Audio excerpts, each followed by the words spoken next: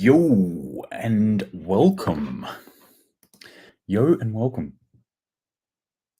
Anyway, let's just kick this off. It's a SitRep, it's a situation report for today, the 12th of March, 2023. Is that correct? 12th of March. Damn. Where is this year going? It is kicking by. Hope you're all well. Thank you very much for joining me today on this situation report, where we go through news stories that I found interesting from the past couple of days and we pull it apart from the perspective of prepping. In other words, disaster or emergency preparedness. Now, I'm going to start off with, there's a few things in here that are of interest, but I'm going to start with the latest stuff that I've got. I recently did a poll on the Instagrams asking people what they were most concerned about, or what do you want to discuss? What do you want to hear about as far as the end of the world as we know it, Tiarawaki, the shit hitting the fan, whatever you want to call it? And the overwhelming majority of people said financial collapse. So the collapse of the financial system as we know it, it's on people's minds, and I think very rightly so. I recently, I've been reading a lot of, what would you call it? End of the world books, not fiction, but things that are based on reality, I guess, more factual type things. And one of them that I read was called Mega Threats. Forget the person's name, but his nickname is Dr. Doom, not the Marvel character. He's a cool character in Marvel sort of circles, but no, this guy was sort of one of those people who was ranting about one of the issues that we had in the past, i.e. the financial collapse in 2008, and people were like, whatever, man, just shut your mouth. And then obviously came to fruition. So he's written another book called Mega Threats. And it's essentially, he outlines a series of different things that are going on in the world at the moment that are like a threat that has been continued to expand. That's probably the way I'm wrapping my head around it, the best way I can describe it, at least the way I wrap my head around it. These threats that we continue to put stop gaps and band-aids on until they're getting bigger and bigger, and they're becoming what he would describe as mega threats. And one of those mega threats is financial collapse. And he goes through and explains why the financial collapse is such a big deal. And to give you a couple of reasons of why I think he was actually correct. So I'll change my camera there on YouTube so you can see my face. What we're sort of viewing here is kind of the culmination of many financial threats. So we've had a depression in the past. Not we. I wasn't alive when it happened. My dad was, but right at the end of it, we've had that, and that was back in the early, or the first quarter and a bit of the last century. So we've experienced that, and it was quite horrific and quite traumatic for people then. We have had recessions, and anyone in my sort of age bracket, born in at least the 80s, would have experienced a recession. We've had inflation events. Those born just before me, Gen X, baby boomers and such, would have experienced this in the 70s and even into the 80s. But we've had these things happen before. What we haven't had is all these things happening at once. And what we have at the moment is the prerequisite conditions for all of these things to happen. So you might have heard terms like stagflation, which is a culmination of two opposing forces that in kind of monetary theory probably shouldn't exist at the same time, but do. So we kind of get depression type effects, but we also get inflation effects. The thing about inflation, it's kind of telling us that the economy is running too hot, which means things are good. Things are really, really good. They're too good that prices are shooting up. So then things come back down. And if people can't earn as much, if there's not enough jobs around, blah, blah, blah, all these sorts of effects, then inflation should come down because people can't pay for those goods. But there is a set of conditions where both of these things can actually happen at the same time, where less people have jobs, less people can afford stuff, and stuff is getting more expensive. Add on to that something like a financial collapse, a banking collapse, or something mixed into this as well. And, like what we saw in 2008, and you're seeing that, like, oh yeah, there's a couple of factors here that could cause not just one, oh, fuck, but many, many fucks that bring themselves together into what we would call a clusterfuck. And that's kind of what we're staring at. And why am I talking about this today? Because of what has happened in the past 3 days in the US banking system. We have seen not one, but 2 banks go under in the last 3 days. So Silvergate, I guess relatively small potatoes, but you should always be keeping your eye on these sorts of things. It's gone under, mainly crypto. And those of you who got skin in the game in crypto, or your eye on the crypto game, you would have noticed, not just from Silvergate, but for example, I think Ethereum in Aussie dollars one coin went from like 2,500 to 2,100. So it's a pretty big drop off. It seems to be bouncing back at the moment. But yeah, that's what happened in the crypto market. And that was kind of about that Silvergate, because Silvergate was a crypto friendly bank. Well, we just saw something a lot bigger happen. The Silicon Valley Bank, the SVB, went under on Friday, and it went totally under. It's gone. It is dead. So both these banks have gone into insolvency. They need to clear their debts. They're liable for quite a bit of debt, or owed debtors at least. So it's not a good situation for those banks personally. It seems like it's a pretty good situation for the people who were in the head shed of Silicon Valley Bank, as in, just coincidentally, in the past couple of months, they all seem to have sold in between 22 and 35% of their shares in their own bank. Wow. That's a coincidence, isn't it? Just so lucky. So yeah, they've done that. There's a couple of the larger banks, and I believe it may have been JP Morgan who actually might have facilitated the CEO, I believe, of SVB selling off his shares within the last 48 hours, which is horrifically dodgy shit to do. When you owe people money and you're doing that kind of stuff, like that to me is unforgivable. But like, that's only like side reports that I've been seeing. Yeah, so they also paid out their bonuses. SVP paid out bonuses literally hours before they were seized. So the governing body has stepped in there and gone, no, you're gone. You've hit our limit, and we're closing you down, and we're selling off your assets, and we're paying off all the people you owe money to, and you can't operate anymore. Well, just before they did that, they just happened to pay out all the bonuses to their CEO, to their chairmans. So yeah, Peter Rouse says Bitcoin is the only crypto I trust. Yeah, I don't know. I have a hard time getting around crypto at the moment. It's only for the fact that purely for this reason, it is clearly being attacked by the governments. They are doing everything they can without overtly doing it to bring them down, because they want theirs in place. They know they cannot fully control Bitcoin. They know they can't control really any of the blockchain technology. So they want to sabotage that, and when it all falls down and collapses, then step in with theirs, going, but ours is good, which it's not. Don't believe them. That's how we get central bank digital currency, CBDCs. G'day Alpha, g'day Renee C, also on the Instagrams. On Twitter, they are saying bank runs on First Republic on Saturday. There was a bank run on Friday on SVB. So people who had money in SVP obviously did a run as soon as this information came in, and that's totally standard thing to happen. I mean, it's a bad thing to happen, but like, you can almost set your clock by that.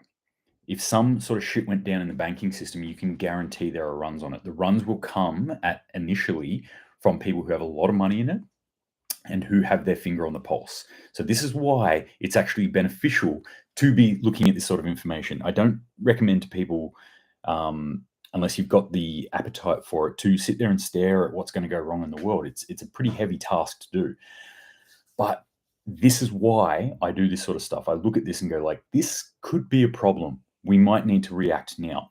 So one of the things that I'm looking at with this SVB is contagion. And that word is already being bandied around. Not so much in your mainstream media. You're not going to see this stuff in the mainstream media because they're saying stuff like, oh, SVB went down and we kind of thought it would and everything's cool and keep investing. You know what? Elon Musk might buy it. It's actually okay. We're all going to be fine. Nobody needs to go pull their money out of the banks. We're cool. JP Morgan, one of the 4 largest banks in the world, in America, is pretty exposed to SVB, and they are looking like there is potential there for their contagion to go onto them.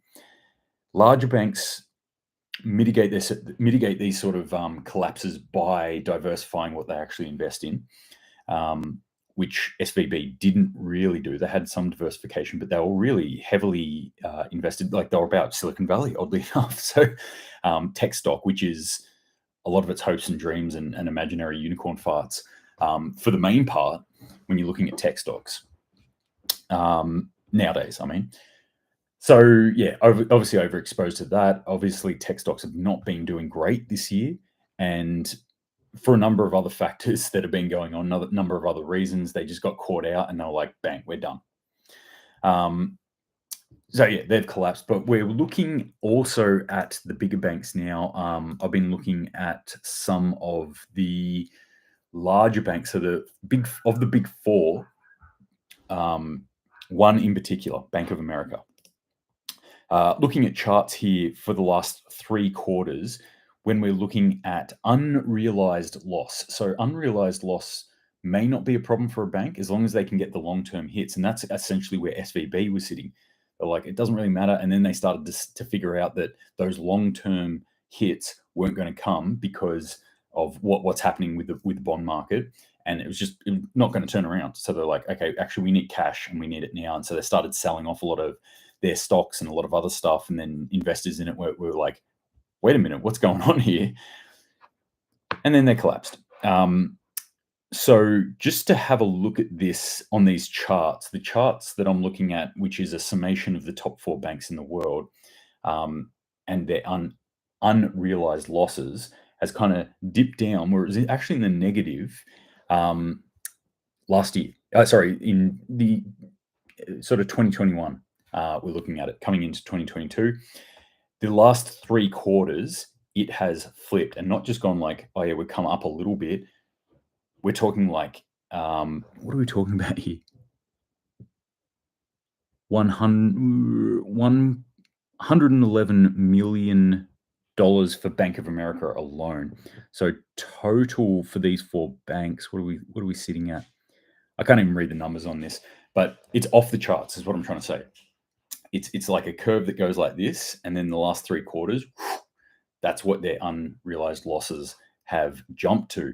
So the short and the thin of this is they're overexposed. They're way overexposed. They don't have a foundation in which to leverage off anymore. They don't have any solid ground to take a step back onto. It's either we find some fucking miracle that comes out of nowhere, unobtainium or something on some meteorite somewhere, or this whole thing is going under. So what I'm just trying to illustrate here, and probably doing a very poor job of it, as you can tell, my financial literacy is not exactly through the roof. This is just my layman crayon version of it. What I'm trying to illustrate here is that the potential for SVB to be the harbinger of something much larger, i.e. financial crash, i.e. akin to 2008, but orders of magnitude worse, is sitting on the horizon. And this is something that I'm watching very, very closely. I've just seen gold and silver jump, and that's always, I'm always going, I don't necessarily think that's a good thing, even though I'm a big gold and silver fan. I'm not a gold and silver fan as in it's an investment and I want to see it skyrocket and go to the moon tomorrow. It is a savings account for me. That's the way I see it. And when I see it jump, I go, that means there's fear in the market and possibly blood in the water too. If people are going quick invest in gold, that means like for investors to be investing in gold means that they are shit scared, essentially. So gold going up is a warning light to me. So that's what we've seen. Friday, gold, silver shot up. Crypto's been bouncing, but it's kind of taken a hit down and looks like it might be recovering.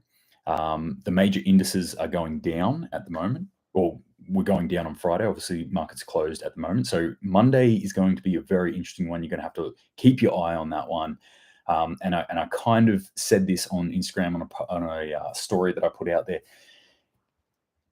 You might want to think about going and getting some cash. You might want to, if you've got a whole heap of cash in the banks right now, you might want to be thinking about diversification at this point. And I'm not suggesting you go pull every penny out of the bank right now and stick it under your mattress or anything, but this is something that you might want to think about. Certainly, it's something that I'm thinking about, and I'm keeping a close eye on this. This is probably the biggest thing that's happening at the moment, because this could all ease up because of many reasons, other factors and things like that. We could get to Tuesday, Wednesday, and we see the market steadying, and we see the euphoria that's been happening recently continue on unabated, and business as usual. Markets keep going up and up and up. Cool. We're all fine. However, we could get to Tuesday and start to see some major banks, some even bigger banks, start to waver. Just to put this in perspective too, I saw a stat that the total losses for the 2008 financial collapse, with the collapse that's happened this last week, we're now at 50% of that, of what happened in 2008. So just so you can wrap your head around the magnitude of what might have just happened. And of course, yes, wasn't sure if I was going to get to put the tinfoil hat on today, but I've got it on. If we put our tinfoil hat on and think about this, there's been some rumors in the conspiracy circles that they are planning on crashing the market. And those, if you were listening to them, said they're going to crash it on a Friday. Why on a Friday? Because they can't do shit until Monday. And this particular Monday is very interesting because it's a bank holiday. I think someone actually wrote that. Renee C just said bank holiday on Monday. Bank holiday on Monday gives them a bit of extra time to sort their shit out, as in stuff suitcases full of cash and jump on private jets down to Mexico or whatever they're going to do. Very interesting timing, though, that this was all released Friday afternoon and happened. So in Australia, I was watching this unfold sort of Saturday morning, and our bank's already closed, or our stuff's already closed. So not much we can do about it at this point, but our markets will open before theirs. So that's something I'm going to be keeping my eye on, because I'm going to be interested in what the Australian markets do first. Because the Australian markets are reactive markets. They're looking at everyone else. They're going, okay, what's going to happen? So if the Australian market opens and it goes down, it shows me that investors in the Australian market, at least, are shitting their pants right now. And also gold. I'll be interested to see where gold goes on Monday. Just catch up on a couple of these comments on the YouTubes. The bank called the police on people trying to get their money out. Yes, you can, people think this is a far-fetched thing, bank runs, but they absolutely happen. Go and look at Lebanon, Beirut, what's been happening there over the past 4 years. And that should be a warning to everyone, because Beirut, it's easy to go, oh, Beirut, that's just Middle East. They're fighting wars and shit all the time. No, Beirut is or has been a cosmopolitan city and kind of still is. It's, advanced. I'll say that. I would put it in the same sphere as, Australia. And their money system is destroyed. Bank runs can't even happen because their government enforced that people can only take out X amount of dollars per week. So it's actually illegal to get your money out of the bank en masse. Alpha says, in my small town, lol, not that bank. Um, Oh, sorry. One comment before that. Alpha said, "Not going to lie, I did grab some cash myself, but I didn't pull all of it out." And I'm not recommending people do it. Like, and this information is like, just put the caveat on it. I'm not a financial advisor in any way, shape, or form, and it is up to your own personal circumstances to how you sort out your financial well-being. But for me, this is something that I'm looking at. And I'm going, oh, okay, I'll pull out a bit of extra cash in the next sort of 24 hours. And I'll certainly be keeping my eye on it on Monday as well, Monday morning, to see what happens. And I'm going to have the time and space to react very quickly. Although I am in a small town, so I'm very limited in the amount of money that I can actually pull out of the ATM because there's not much in there. Peter Rouse says the Australian gold scandal is as big as the bank collapse. Now, this is a big one because I am a gold fan, and this rocks me to my core. I don't actually have any stories on this, but I do want to talk about this one. So I'll use this opportunity, this segue that Peter Rouse has offered me to jump into this one. Allegedly, Perth Mint, one of the premier mints, not in Australia, but in the world. Perth Mint bullion and Perth Mint minted coins are known throughout the world for their quality, for their outstanding quality.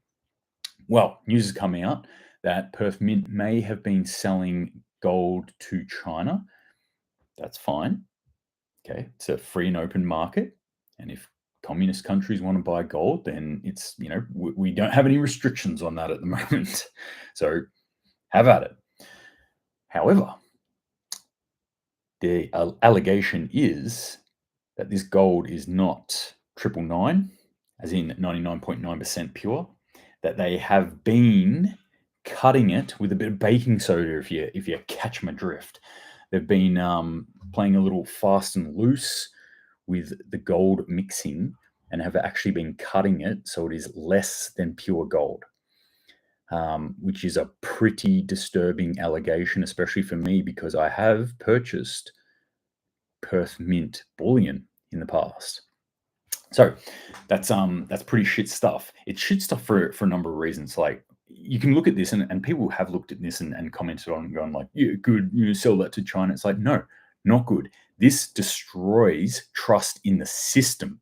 This destroys not only trust in Perth Mint, but in the entire system. When one of the premier mints in the world has an allegation against them that they're dodging up, that they've got heavy thumbs on the scales, this is terrible. This is, and Peter Rouse hits nail on the head.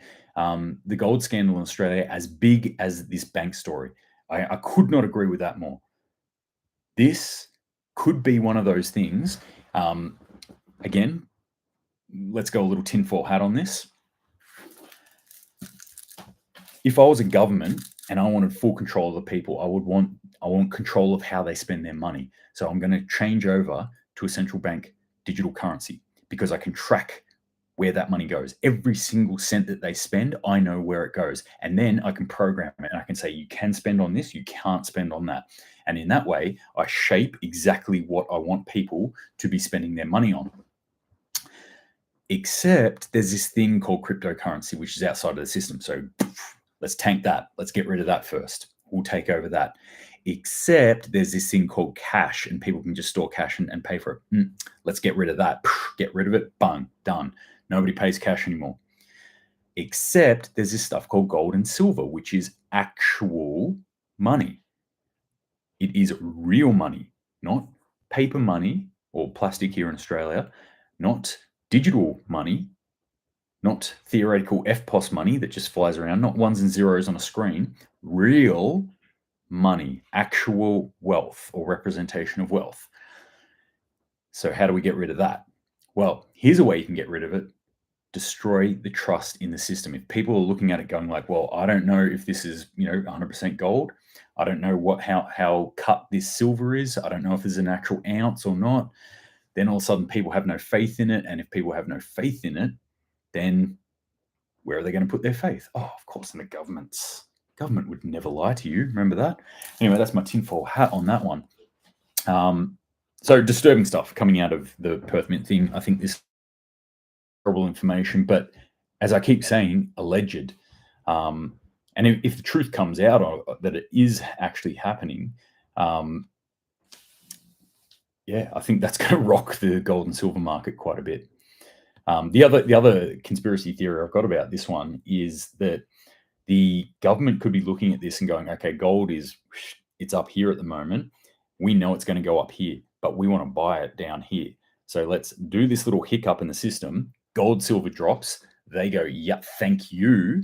And then they go, actually, it is all good. It's guaranteed. And then watch it go to the roof. That's my other theory. What's going to happen there? Peter Rouse says too much going to happen there. Peter Rouse says too much paper gold in the market now. That's true. I mean, you can say that from a couple of different angles, but paper gold is essentially like all the derivatives of gold, not the actual gold. So if you buy actual chunk of gold, then you own gold. If you buy gold that is stored by someone else, then you buy gold in theory. Technically, you still own it as long as their guarantee stands. If you buy gold futures, you're not buying gold at all. And this is like people actually come unstuck with this. They're like, yeah, I'm very heavily invested in gold. It's like, no, you do you have gold in your hand? If you have gold in your hand, you are into gold. If not, if you've just invested in, say, a mining operation or in gold futures or derivatives or whatever it is, then you don't actually own any gold. And there's a lot of that paper gold out there. Way too much. And you could also argue that like money, that's where our money system comes from. That piece of paper or plastic for us was a representation of gold that was stored in a bank, and the government was basically saying, we've got the gold here, I'm not going to give you the gold, here's a piece of paper that says we got the gold here. Then obviously we have lessened that until the very famous decoupling of that in the 70s by Nixon, where he said we're no longer linked to gold, and so now this value is linked to your trust in the government, which people should have zero, but people have a lot for some reason. In fact, we're getting to the point nowadays where people trust more in government money than they do in gold, which I think is strange. Gold's never lied to me. Government definitely has. All right. Alpha says, let us know what happens in your market. Since I'm in the US, I'm interested to know. Yes, I will try and put out this information as soon as it comes out on Monday morning. It's not indicative of what happens all the time in the US, but you know, Australia's markets, it's not like there are a bunch of redneck hicks down here, you know, Crocodile Dundees who are just like, buy more knives and crocodiles and I don't know, boots. You know, there are some smart people down here who are looking at markets and trying to figure out where they're going. And we do get the advantage that our market's open almost before anyone else's, except like New Zealand, I guess. What do they know? Joking. New Zealand knows a lot. Reagan says, hoping this is what takes down McClown. Which McClown? Please be more specific with your clown analogies. Do we still actually trust the system anyway? No. And we definitely shouldn't. US may have only 50% of the gold they claim to have. Yet I've heard actually could be potentially a lot lower. Could be 10%. I've heard even lower than 10%. So USA, they have X amount of gold, which is nowhere near the amount of money that they have out in the market. But there's a rumor that they only have half of that. And I have heard some people say, no, it's like 10% of that, what they're saying they have. Same with London. There's a whole, I've talked about this in the past, there's a whole heap of dodgy stuff going on with London gold, because a lot of countries store their gold there, including Australia.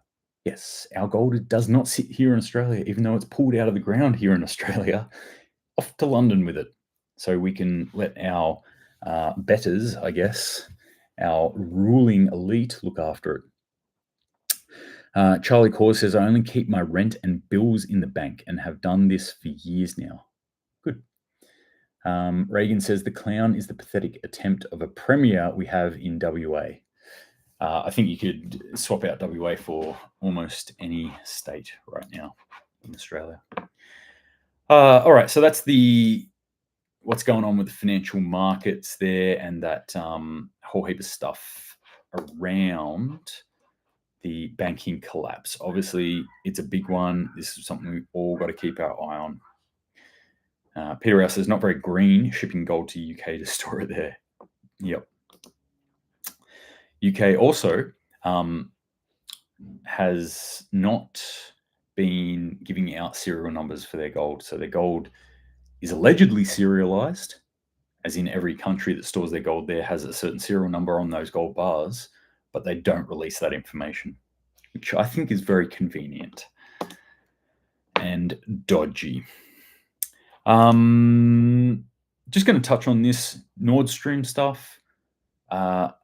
It's coming out in the news that a pro-Ukrainian group was behind Nord Stream destruction.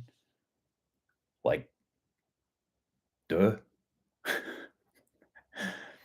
Who do you think would be behind it?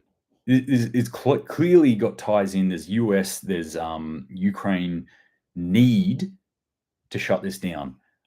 I don't know how anyone in Germany, from my perspective back here on the other side of the world, I look at it and I go, I don't know how anyone in Germany is just sitting down and taking this right now.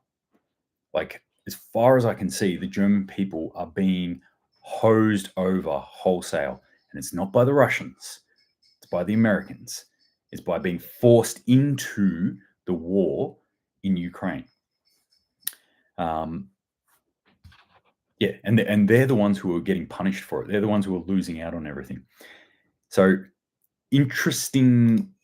Also, adding on to this, where is this story on states like sticking with Germany, is that they are about to, or they've got plans to instigate compulsory military service. So we're talking about conscription here within Germany, which did occur up until 2011.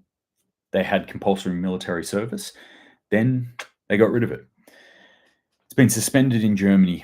So they've done a bit of a poll on this of people in Germany, and they're saying that a clear majority of Germans, around 61%, are in favor of reintroducing compulsory military service.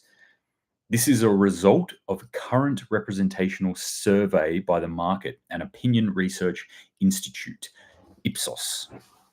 43% of responders also think the future conscription should apply to all genders. Do they mean all two genders or 72 genders? I wonder. And only 18% would prefer a reintroduction for only men. Well, there you go. Not something I'd necessarily agree with, but good for them. Equal opportunity, I guess. Everyone's got the opportunity to die in war, whether you can reproduce or not. I don't think it's a smart idea. All right, let's come back to Australia now. There's a couple of Australian stories that I think maybe not getting as much traction to, the sort of circles of media, being overshadowed by things like this banking collapse.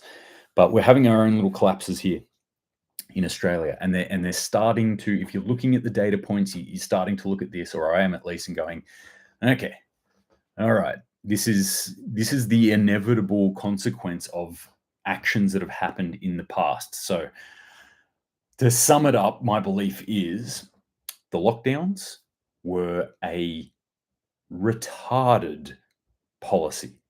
That was something that should never happen. That is obviously my opinion, okay? And you can feel free to argue with me on that. But shutting down the ability for people to work and earn money, i.e. keep the economy rolling and moving, aimed at a subsection of the population that is statistically not going to die from the disease that you're trying to stop.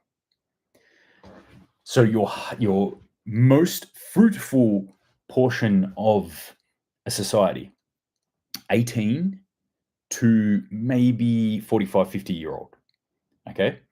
Not the highest earners necessarily, but the most fruitful. The majority of workers sit in that space there, and they got shut down and locked down and said you can't work for on and off for 3 years. Oh, well, that has a huge effect on the economy.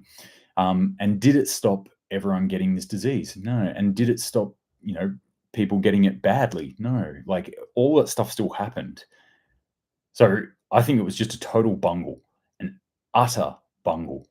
And if you had been paying attention to the statistical data coming out from other countries right at the start, you probably could have seen that coming. Anyway, well, what happens when you screw with an economy and a business's ability to earn money for 3 years and then throw fake money at them for a bit and then it gets cut off? They collapse. And what we're seeing is more and more of these businesses collapsing. So I talked about a food shipping company, and I'll talk about that right now, Scott, in Australia.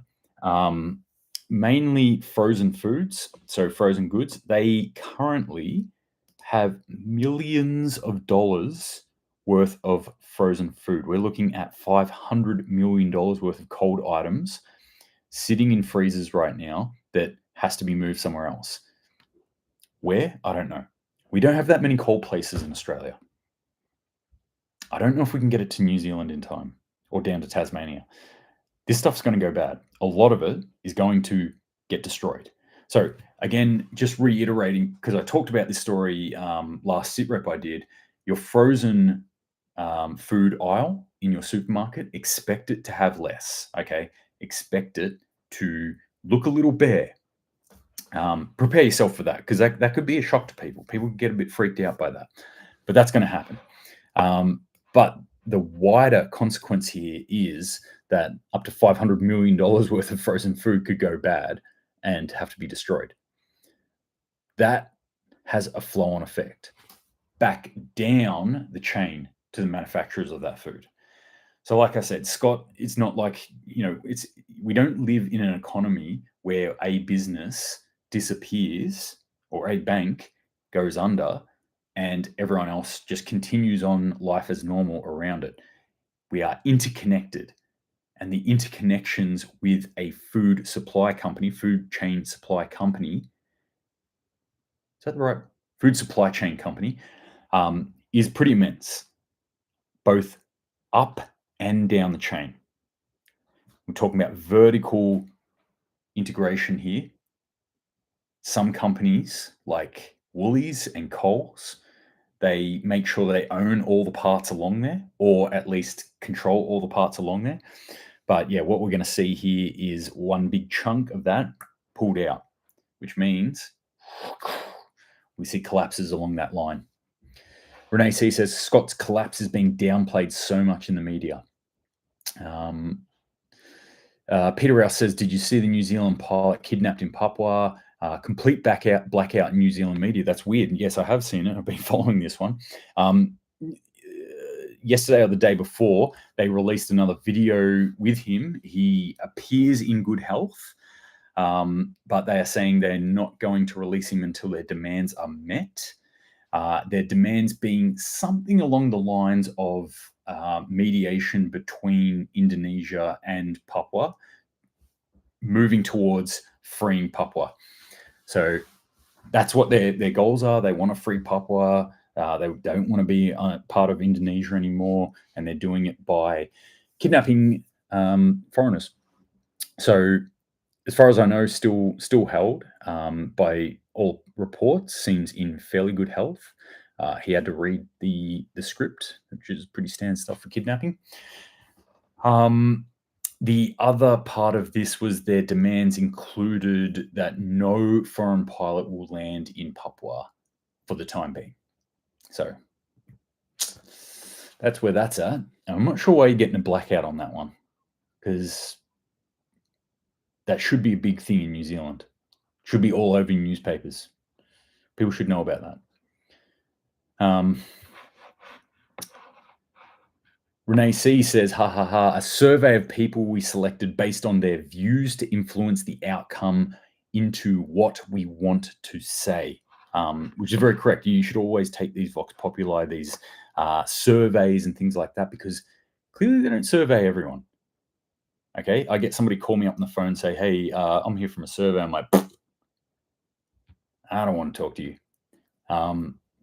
They don't, the information is okay, but it's generally going to be shifted towards a certain mindset, the mindset of people who want to answer questions. Where are they conducting the reviews? Are they where are they conducting the questions? Where are they targeting people? What kind of people are they targeting? What is the age demographic? What is the gender? Blah blah blah. All this sort of stuff. Always got to take these things with a grain of salt. What else we got? Where are we? PBS. Here we are. PBS building, which is quite a large. In fact, I would describe it as a massive building company, which operates in Queensland, New South Wales, and the ACT. Goes into administration. So collapsing. Again, building companies collapsing, construction companies collapsing. This is a huge thing. We've seen multiple companies collapse within the past 12 months. This is a warning sign. This is the sort of thing too, when I was talking about this before, that we don't live in a system where one thing can collapse and everything else will continue on. It's also not like one thing collapses and then everything collapses in on it at the one time. It takes time. So a company like the Evergrande, for example, collapse or near collapse, that's going to have effects in 12 months, 24 months, maybe even 5 years time. That's the sort of timeline you're looking at. Just to give you an example of the amount of companies that or other entities in around PBS building. It's in here somewhere, is it? From the preliminary investigation, there are more than 1,000 secured and unsecured creditors who are owed more than $25 million. So yeah, 1,000. And this can be anywhere from, your average little contractor. This is the thing you're not going to see in the news. When something like this goes under, there's probably 10 to 20 times more small contractors that have to go under because they don't get paid out what they need, or they don't get paid out in time by these companies. Because these large companies, they're not out there doing everything themselves. They just go, okay, I need a plumber, I need a carpenter, I need a concreter, blah, blah, blah, whatever it is. And they're bringing these people in and they're like, yep, we'll pay you, but on terms in 6 months. So that'll come in. And then at the 2-month mark, they go, hey, we're broke. Sorry, we're out. See you later. And that dude who's a maybe a sole trader, he's sitting there and going, cool, well, I need my money because I just outlaid $400,000 to put down all this concrete for you. And they're like, well, you'll just have to wait until the creditors go through and do their thing. Because we're out. The creditors go and do their thing, but that could be in 24 months' time. At which point, old mate concreter is flat on his ass. He's not concreting anymore.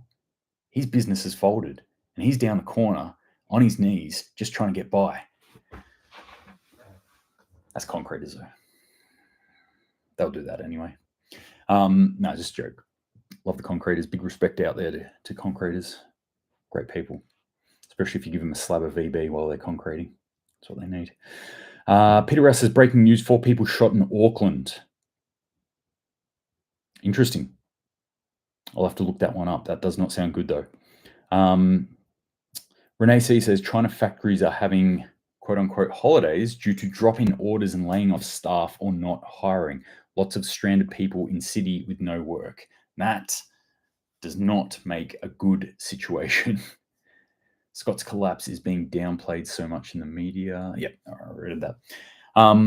Utred, son of Utred, says, apparently Ukraine-mandated subscription is higher in Russian-speaking / Ukrainian provinces. Interesting. Fun fact. Last thing, I'm just going to touch on this and then go, and I'll talk about this more next time. What's going on in Georgia? I think people need to keep their eye on what's been happening in Georgia. Mass protests at the moment.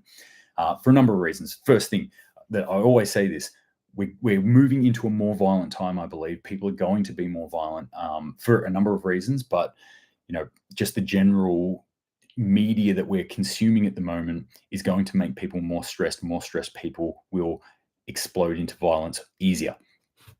Also, you segregate human beings from other human beings for any amount of time, and they will become more violent. That has been studied, that has been researched very well. So if you lock down everyone for 2.5, 3 years, then everyone will be more violent. But civil unrest is a big thing. I always like to point out civil unrest. It's something that can happen in any city. It's happening in Tbilisi. Tbilisi? I'm not sure how to pronounce it. My Georgian's not so good. Obviously, this is right up against Russia. This is something you've got to keep your eye on. Is this the expansion of the Russian Empire? I kind of think so. I think Russia's got a pretty big hand in this and what's going on. But it's a very complex situation that's going on there. But for the main part, what I'm just going to say is mass protests going on there, a lot of destruction that's happening, and it's not a great situation that's happening there. But just our, yet again, weekly reminder about civil unrest events. They're going to increase as we go along in time right now. We have a massive staff shortage in Queenstown. Oh, I'd love to work in Queenstown. I might come over. Get a job over in Queenstown. Be one of those Aussies who works on the slopes.